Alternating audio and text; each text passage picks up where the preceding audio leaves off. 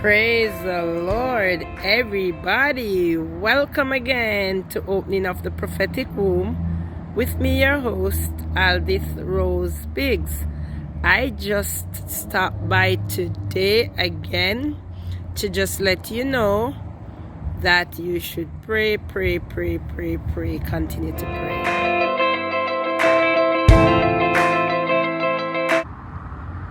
What a friend we have in Jesus, all our sins and our griefs to bear. What a privilege to carry everything to God in prayer.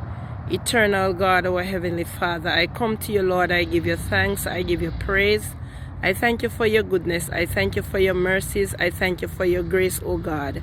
You are great and there is none like you, Lord. I pray, O God, that the words of my mouth and the meditation of my heart will be acceptable in your sight, O Lord, my strength and my Redeemer. I pray for everyone, O God, who will see this video, Lord.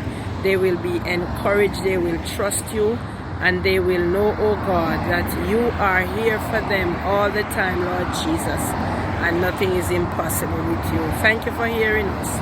In Jesus' name we pray. Amen.